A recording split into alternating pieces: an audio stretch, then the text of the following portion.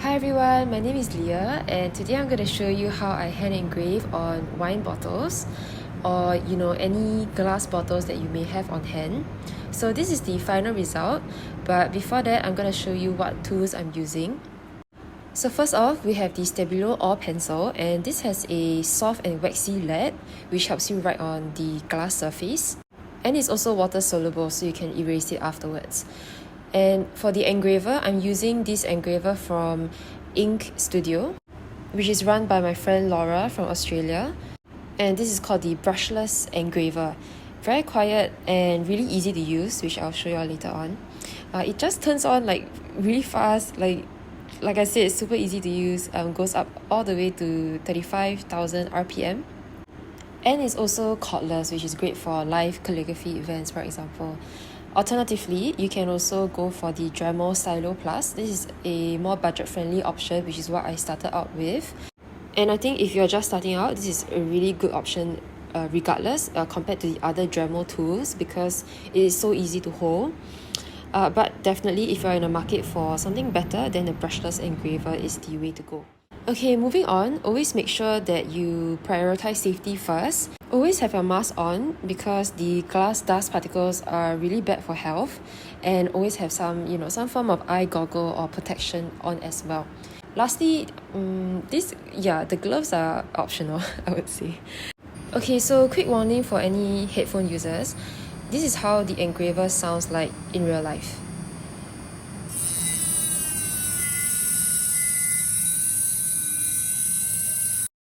Okay, so I'm just gonna fast forward from here because the noise can be annoying for some people.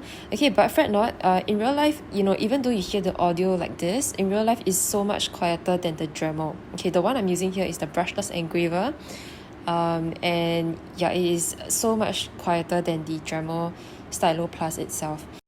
Okay, so just for anyone who's looking for a point of reference, this is how the Dremel sounds like in real life, in real time as well.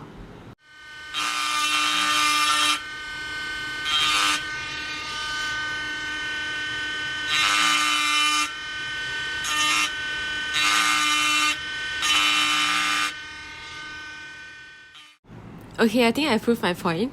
So you can kind of hear how, the vibration especially, how loud that is. Again, I'm so sorry to anyone who has ruined their ears from listening to that.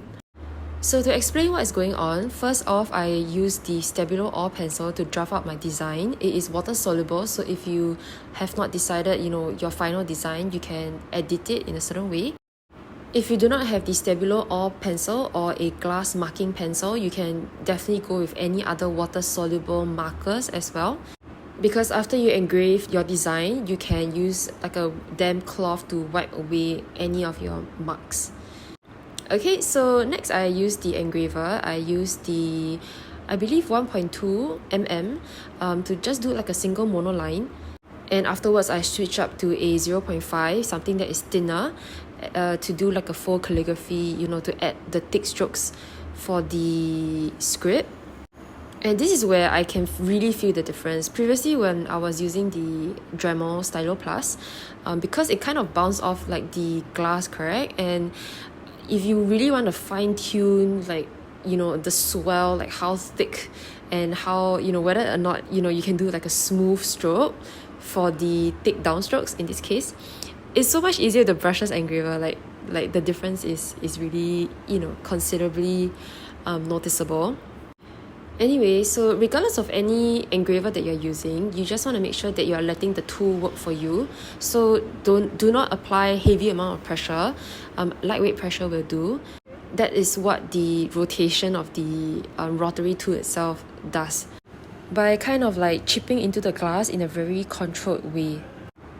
Oh, and by the way, if you're wondering, maybe how to do the calligraphy side of things, I have a blog article that goes into the details of how to keep like the calligraphy straight, centered, balanced, things like that, and some hot tips and tricks where maybe if you have written the word a little bit too far out on the left hand side, how do you fix that and make it centered again? So I'll leave the URL to the article link below. Next, you want to apply the gold filling or any other color that you prefer. So here I'm using the Rub and Buff brand to do the gold fill. So you just use like a Q-tip and apply it all over your engrave design.